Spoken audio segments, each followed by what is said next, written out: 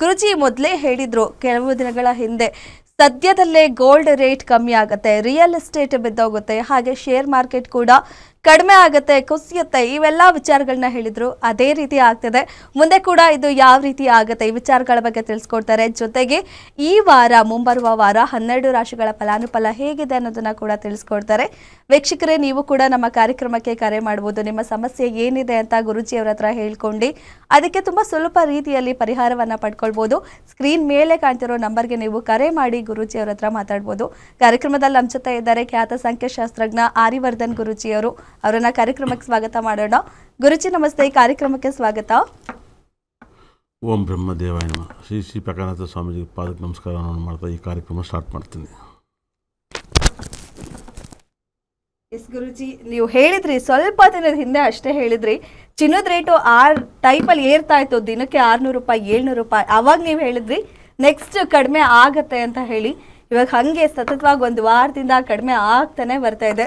ಏನು ಹೇಳ್ತೀರಾ ಅದ್ರ ಬಗ್ಗೆ ನೀವು? ಮುಂದೆ ಹೇಗಾಗತ್ತೆ ಅಂತ ನೋಡಿ, ಭಾಳ ವಿಶೇಷವಾಗಿ ಶೇರ್ ಮಾರ್ಕೆಟು ತುಂಬ ನೆಲ ಕಚ್ಚುತ್ತೆ.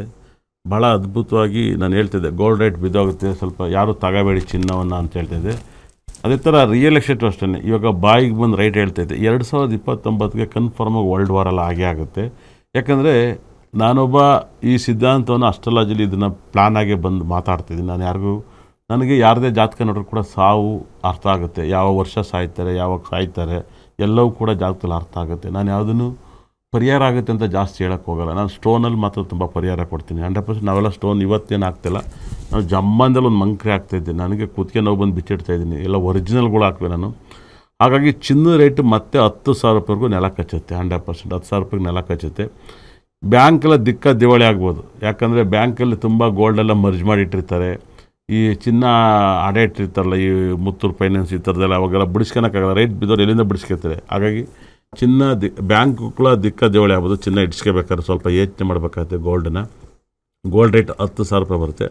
ಅದೇ ರೀತಿಯಲ್ಲಿ ರಿಯಲ್ ಎಸ್ಟೇಟು ಕೂಡ ತುಂಬ ಯಾರೆಲ್ಲ ಬೆಂಗಳೂರಲ್ಲಿ ಇವಾಗ ನೋಡಿ ಹೊಸ ಕಾನೂನು ಬರ್ತಾಯಿದೆ, 2 ತಿಂಗಳು ಬಾಡಿಗೆ ತಗೋಬೇಕು, ಬರೀ ಒಂದು 20,000 ರೂಪಾಯಿ ಬಾಡಿಗೆ 40,000 ರೂಪಾಯಿ ತಗೊಂಡು ಮನೆ ಕೊಡಬೇಕು ಅಂತ ಹಿಂಗೆಲ್ಲ ಕಟ್ಟಿ ಬಾಡಿಗೆ ಕೊಡೋಕ್ಕಾಗಲ್ಲ. 100% ಹಂಗಾಗಿ ಸರ್ಕಾರನ ಕಟ್ಟಿ ಕೊಡಬೇಕಾಗತ್ತೆ. ಇವೆಲ್ಲ ಹೊಸ ಎಲೆಕ್ಷನ್ನಿಗೆ ಮಾಡೋಂಥ ಟಿಪ್ಸ್ ಎಲ್ಲ ವರ್ಕ್ ಆಗಲ್ಲ. 100% ಹೊಸ ಥರ ಕಾನೂನು ಬರುತ್ತೆ. ಪೆಡಿಷನ್ ನಿಮ್ಮ 2029 ಇವಾಗಲಿಂದ ಎಲ್ಲವೂ ಕೂಡ ಸ್ಟಾರ್ಟ್ ಆಗ್ತಾಯಿದೆ. ಇವಾಗಲೇ ವಿಚಿತ್ರವಾದ ಮಳೆಗಳು, ವಿಚಿತ್ರವಾದ ಲೈಫನ್ನ ಎಲ್ಲವನ್ನೂ ಬಳಸ್ತಾ ಇದ್ದಾರೆ. ಪ್ರಪಂಚ ಕೂಡ ದೇವರು ನಾಶ ಆಗೋಕ್ಕೆ ಬಂದಿದೆ. 2029 ಮೇಲೆ ದೇವರೇ ಬಂದರೂ ಕೂಡ ಪ್ರಪಂಚನ ಕಾಪಾಡೋಕ್ಕಾಗಲ್ಲ 100%.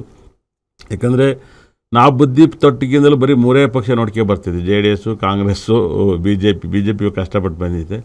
ಇಲ್ಲೇನಾಗುತ್ತೆ, ಹೊಸ ಥರ ಇಲ್ಲ. ಸರ್ಕಾರ ಇನ್ನೂ 50 ವರ್ಷಕ್ಕೆಲ್ಲ ಕೆಲಸದವ್ರು ರಿಟೈರ್ಮೆಂಟ್ ಕೊಡೋ ಥರ ಮಾಡಿ 50 ವರ್ಷದ ಮೇಲೆ ಮತ್ತೆ ಬೇರೆ ಕಡೆ ಅಪ್ಲಿಕೇಶನ್ ಹಾಕಿ ಗೌರ್ಮೆಂಟ್ ಕೆಲಸ ಮಾಡಿ, ಯಾರು ಬೇಡ ಅಂದರು ಬೇರೆದಕ್ಕೆ ಮತ್ತೆ ಇಂಟ್ರ್ಯೂ ಮಾಡಿ ಬೇರೆದಕ್ಕೆ ಅಷ್ಟೇ. ನಿಮ್ಗೆ 50 ವರ್ಷ ಒಂದು ಇಂಪಾರ್ಟೆಂಟ್ ಜಾಬಲ್ಲಿ ಸೆಕೆಂಡ್ ಇನ್ನಿಂಗ್ಸ್ ಎಲ್ಲರನ್ನ ಕರಿಬೇಕಾಗುತ್ತೆ. ಯಾಕಂದರೆ ಇವತ್ತು ಮಕ್ಕಳು ಮೊಮ್ಮಕ್ಕಳು ಇವತ್ತೆಲ್ಲ IT ದೊಡ್ಡ ಕಂಪ್ನಿಲಿ ಕೆಲಸ ಮಾಡೋದ ಬೇನಾಮಿ ದುಡ್ಡನ್ನು ಈಜೆಗಿಡಕ್ಕೆ ದಾರಿಗಳು ಸಾಕಷ್ಟು ದಾರಿಗಳಿದೆ. 100% ಇಂತೆಲ್ಲ ಮುಂಚೆಲ್ಲ ನೋಡ್ಬೇಕತ್ತೆ. MLAರು ಬರೀ ಬಾರ್ಗಳು ಮಾಡೋರು, ಚೌಟ್ರಿ ಕಟ್ಟೋರು, ಸಿಗಾಕಿನರು 100%. ಇಲ್ಲ 1 ಎಕರೆ ಜಮೀನು ಇವತ್ತು IT ಕಂಪ್ನಿಗಳಲ್ಲಿ ದುಡ್ಡು ಮಾಡಿರ್ಬೋದು.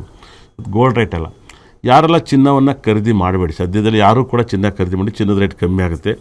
ಯಾರೆಲ್ಲ ಲ್ಯಾಂಡನ್ನ ಪರ್ಚೇಸ್ ಮಾಡ್ತಿಲ್ಲ, ಟೌನಲ್ಲಿ ಅಪಾರ್ಟ್ಮೆಂಟ್ಸ್ ಆಗಿರ್ಬೋದು, ಮನೆ ಆಗಿರ್ಬೋದು, ಇದನ್ನು ಕೂಡ ಮಾಡಬೇಡಿ. ಖಂಡಿತ ಕೂಡ ನೆಲ ಕಚ್ಚುತ್ತೆ, ರೈಟ್ ಇನ್ನೂ ಬಿದ್ದೋಗುತ್ತೆ. ಕಾದು ನೋಡಿ. ನಿಮಗೆ ಹೆಚ್ಚು ಕಮ್ಮಿ ನಾನು ಹೇಳಿದ್ದೀನಿ 2029 ಹೆಚ್ಚು ಕಮ್ಮಿ ನಿಮಗೆ 1 ಕೋಟಿ ರೂಪಾಯಿ ಪ್ರಾಪರ್ಟಿ ರೈಟ್ ಕಮ್ಮಿ ಆಗುತ್ತೆ. ಏನು ಇವತ್ತು 2 ಕೋಟಿ ರೂಪಾಯಿ ಪ್ರಾಪರ್ಟಿನ ನೀವು 1 ಕೋಟಿಗೆ ಪರ್ಚೇಸ್ ಮಾಡ್ಬೋದು. ಏನು 1.5 ಕೋಟಿ ರೂಪಾಯಿ ಪ್ರಾಪರ್ಟಿನ 85 ಲಕ್ಷ ಸಿಗುತ್ತೆ 100%. ಇವತ್ತು ನೀವು 1.5 ಕೋಟಿ ಸಾಲ ಮಾಡಿ ಅಪಾರ್ಟ್ಮೆಂಟ್ಸ್ನ ತಗೊಂಡು ಸೈಟ್ ತಂದರೆ ಖಂಡಿತ ಆಘಾತವನ್ನು ಹೊಣೆ ಆಗ್ತೀರಾ. ದಯವಿಟ್ಟು ತಗೋಬೇಡಿ. ನಾನು ಕಣ್ಕರವಾಗಿ ಹೇಳ್ತಾಯಿದ್ದೀನಿ, ಇದು ನಡೀತಿದೆ. ಹಾಗಾಗಿ ಇದನ್ನು ತಗೋಬೇಡಿ. ಮತ್ತು ಶೇರ್ ಮಾರ್ಕೆಟ್ ಮೇಲೆ ಯಾರೂ ದುಡ್ಡು ಹಾಕ್ಬೇಡಿ. ಯಾರೆಲ್ಲ ಬಂದು TVಲಿ ಅದ್ರ ಮೇಲೆ ದುಡ್ಡು ಹಾಕಿ ಇದ್ರ ಮೇಲೆ ಎಲ್ಲ ಬೆಳೆಯೋದ್ರ ಮೇಲೆ ಹಾಕ್ತಾಯಿದ್ದಾರೆ. ಇವಾಗ ಯಾವುದಕ್ಕೂ ಹೋಗಬೇಡಿ. ಶೇರ್ ಮಾರ್ಕೆಟಲ್ಲಿ ಏನೇನಿದೆ ಎಲ್ಲ ವಿತ್ಡ್ರಾ ಮಾಡ್ಕೊಬೇಡಿ. 100% ದಿವಾಳಿ ಆಗ್ಬೋದು, ಯಾರಿಗೆ ಗೊತ್ತು. ಶೇರ್ ಮಾರ್ಕೆಟಲ್ಲಿ ಏನೇನು ದುಡ್ಡು ಹಾಕಿರೋ ಎಲ್ಲನೂ ಶೇರ್ ಮಾರ್ಕೆಟಿಂದ ವಾಪಸ್ ತಗೋಬೇಡಿ. ದಯವಿಟ್ಟು ವಾಪಸ್ ತಗೊಳ್ಳಿ. ಇದನ್ನು ಎಲ್ಲರೂ ವಿಲೇಜ್ ಜಾಗದಲ್ಲಿ ದುಡ್ಡು ಹಾಕಿ, ವಿಲೇಜಲ್ಲಿ ಹೋಗಿ ದುಡ್ಡು ಹಾಕಿ, ವಿಲೇಜ್ ಜಾಗದಲ್ಲಿ ದುಡ್ಡು ಹಾಕಿ ನಿಮ್ಮ ಪ್ರಾಬ್ಲಮನ್ನು ಕ್ಲಿಯರ್ ಮಾಡ್ಕೊಳ್ಳಿ. ವಿಲೇಜಲ್ಲಿ ಎಲ್ಲರೂ ದುಡ್ಡು ಹಾಕಿ, ವಿಲೇಜಲ್ಲಿ ಎಷ್ಟು ಹಾಕ್ತಿರೋ ಅಷ್ಟು ದುಡ್ಡಾಗುತ್ತೆ. ಅದೇ ಥರ ಈ ನಡುವೆ ರೆಸಾರ್ಟನ್ನು ಬೇಕಾದ್ರೆ ಮಾಡ್ಬೋದು, ತಗೋಬೋದು, ನಡೆಸ್ಬೋದು. ಅದೇ ಥರ ಬಾರ್ ಗೀರ್ ಕೂಡ ಇನ್ನು ಮುಂದೆಲ್ಲ ಕೂಡ ಅದು ಕೂಡ ಕಮ್ಮಿ ಆಗುತ್ತೆ. ಬಾರ್ ಕೂಡ ಬಿಸ್ನೆಸ್ ಕಮ್ಮಿ ಆಗ್ತಾ ಹೋಗುತ್ತೆ. ಜನ ಇನ್ನೆಲ್ಲ ಏನು ಅಂಥ ಕ್ರೇಜ್ ಇಲ್ಲ, ಕುಡಿಯೋಂಥ ಕ್ರೇಜ್ ಯಾರಿಗೂ ಬಂದಿರಲ್ಲ. ಅದರಿಂದ ನೀವು ಹುಷಾರಾಗಿ ಹ್ಯಾಂಡಲ್ ಮಾಡ್ಕೊಳ್ಳಿ.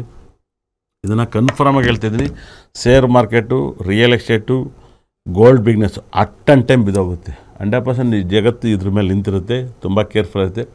ಮತ್ತು ವರ್ಲ್ಡ್ ವಾರ್ ನಡೀತೈತೆ. ಇದು ವರ್ಲ್ಡ್ ವಾರ್ ನಿಲ್ಲಲ್ಲ. ಇದು ಇವತ್ತಿಲ್ಲ, ನಾಳೆ 2029 ಒಗ್ಯಾಡಿ ಮತ್ತೆ ಸ್ಟಾರ್ಟ್ ಆಗುತ್ತೆ. ಅಮೇರಿಕ ದೊಡ್ಡಣ್ಣಗೂ ಇಡ್ತಾರೆ ಆಪನ್ನು ಬರೆದಿದ್ದಕ್ಕೆ. ಅಮೇರಿಕ ದೊಡ್ಡ ಅಣ್ಣ ಅಲ್ಲ. ಈ ಪ್ರಪಂಚದಲ್ಲಿ ದೊಡ್ಡವ್ರು ಹೊಡೆಯೋದು ಭಾಳ ಈಜಿ ರೀ, ಸಣ್ಣವ್ರು ಹೊಡಿತಲೇ ಇರ್ಬೋದು, ದೊಡ್ಡವ್ರು ಹೊಡೆಯೋದು ಭಾಳ ಈಜಿ. ಇವಾಗ ನೋಡಿದ್ರೆ ನೀವು ಯಾವುದೇ ಗುರುಜಿ, ಆ ಸ್ವಾಮೀಜಿ, ಈ ಸ್ವಾಮೀಜಿನ CD ಹಾಕಿದ್ರೆ ಜಾಸ್ತಿ ಓಡೋದು. ಬೇರೆಯವ್ರದ್ದೆಲ್ಲ ಹಾಕಿರುವ ಬೇರೆಲ್ಲ ಮೊಬೈಲ್ 1,000 ಸಿಗುತ್ತೆ. ನಾವು ಸುಮ್ಮನೆ ಜರುಗಿಸ್ಬೇಕಾದ್ರೆ 1,000 ನೋಡ್ಬೋದು. ಆದರೆ ಅದನ್ನು ಯಾರು ಇದನ್ನೆಲ್ಲ ತಲೆ ಕೆಡಿಸ್ಕೊತಾರೆ. ಬಾಂಬ್ಗಳು ಖಂಡಿತ ಕೂಡ ಎಲ್ಲಿ ಬೇಕಾದ್ರೆ ಬೆಂಗಳೂರಿಗೂ ಬೀಳ್ಬೋದು, ಎಲ್ಲ ಬೀಳ್ಬೋದು. ಆಗಲ್ಲ ಅನ್ನೋದು ಯಾವುದಿಲ್ಲ. 100% ಚಿನ್ನ ಸಂಶಯ ಮ್ಯಾಚೇ ನಡೆಯಲ್ಲ ಅಂದರು. ನೋಡಿ ನಡೆದೇ ಬಿಡುತ್ತೆ, ನಡೀತಿದೆ ಅಂತ ನಾನು ಹೇಳಿದ್ದೆ. ಮ್ಯಾಚ್ ಸ್ಟಾರ್ಟ್ ಆಯಿತು. ಚಿನ್ನ ಸಂಶಯ 28ನೇ ತಾರೀಕು ವರ್ಲ್ಡ್ ವಾರ್ ಆಗುತ್ತೆ. ದಯವಿಟ್ಟು ಅರ್ಥ ಮಾಡ್ಕೊಳ್ಳಿ. ಈ ವಾರ್ ಆಗಿರೋದ್ರಿಂದ ಕನ್ಫರ್ಮಾಗಿ ಹೇಳ್ತೀನಿ, ಇವತ್ತು BJP ಎಲ್ಲ ಕಡೆ ಗೆಲ್ಲುತ್ತೆ. ಇದು ನಿಜ. ಈ ವಾರು ನಮ್ಮ ಜನ ಏನು ಗೊತ್ತಾ, ಸಿಂಪತಿ ಒಟ್ಟು ಜಾಸ್ತಿ ಆಗ್ತಾರೆ, BJP ಬರುತ್ತೆ. ನೆಕ್ಸ್ಟ್ ಬರ್ದಿದ್ದು ಕೇಳಿ BJPನೇ ಬರುತ್ತೆ. ಇದನ್ನು ಒಪ್ಪನಾಗಿ ಹೇಳ್ತೀನಿ ಇವತ್ತು 100%. ಸರ್ಕಾರ ನೆಕ್ಸ್ಟು BJPನೇ ಆಳ್ತಾರೆ ಅಂತ ಹೇಳುತ್ತೆ 100%. ಇಷ್ಟು ಸಾಕು. ಇಷ್ಟು ನಮ್ಮ ಆಲೋಚನೆಗೆ ಈ ಘಟನೆಗಳು ಸಾಕು. ಇನ್ನು ಜನ ಎಚ್ಚರಿಸ್ಕೊಳಕ್ಕಲ್ಲ, ಸುಮ್ಮನೆ ಓಟ್ ಹಾಕ್ಬಿಡ್ತಾರೆ, ನಮಗೆ ಬೇಡಪ್ಪ ಯಾವುದು ಬೇಡ ಅಂತ ಒಂಥರ. ಅದೇನಂತೆ BJPನ ಹಿಂದೂ ಪಕ್ಷನ ಥರ ಹಾಕ್ಬಿಡ್ತಾರೆ 100%. ಎಲ್ಲರೂ ನಾವು ಹಿಂದೂಗಳೇ, ಕಾಂಗ್ರೆಸ್ ಅವರು ಹಿಂದೂ, ನಾವು ಹಿಂದೂನೇ. ಹಾಗಾಗಿ ಜನ ಯೋಚನೆ ಮಾಡಿ ಓಟ್ ಹಾಕಿ ಕನ್ಫರ್ಮ್ ನೆಕ್ಸ್ಟು BJP ಬರುತ್ತೆ ಅಂತ ಪ್ರೆಡಿಕ್ಷನ್ ಕೊಡ್ತೀನಿ. ಇದನ್ನೆಲ್ಲ ಸೇವ್ ಮಾಡಿ ಇಟ್ಕೊಳ್ಳಿ. 100% ಜ್ಯೋತಿಷ್ಯದಲ್ಲಿ ದಯವಿಟ್ಟು ಇಷ್ಟು ದಿವಸ ಹೆಂಗಂಗೋ ಕೇಳ್ತಾ ಇದ್ರಿ. ದೇವಸ್ಥಾನಕ್ಕೆ ಹೋಗಿ ಕೈ ಮುಗಿರಿ, ಧರ್ಮಸ್ಥಳಕ್ಕೆ ಹೋಗಿ, ಧರ್ಮಸ್ಥಳದಲ್ಲಿ ಕೂಡ ಅಲ್ಲೂ ಗಲಾಟೆಗೆ ಅವರು ಕೂಡ ಕೇಸ್ ಬಿದ್ದುಬಿಟ್ಟಿದೆ. ದೇವಸ್ಥಾನ ನಾವೇನು ಮಾಡೋಕ್ಕಾಗಲ್ಲ. ತಿರುಪತಿಲೂ ಕೂಡ ಅಲ್ಲೂ ಕೂಡ ಲಾರ್ಡ್ ಕೇಸ್ ಎಲ್ಲ ಕಡೆ ಇದೇ ಥರ ಇದೆ. ನನಗೆ ಗೊತ್ತಿರೋದು ಒಂದೇ, ನಾನು ಕೂಡ ಮನುಷ್ಯ, ನಾನು ತಪ್ಪು ಮಾಡಿದ್ದೀನಿ. ನನ್ನಷ್ಟು ಕೋಪ ಯಾರಿಗೂ ಇಲ್ಲ, ಅಷ್ಟು ಕೋಪ ನನಗೆ ಕುಜ. ಆದರೆ ಇವಾಗ ನಂಗೆ ಲಾಜಿಕ್ ಅರ್ಥ ಆಗ್ತಾಯಿದೆ 100%.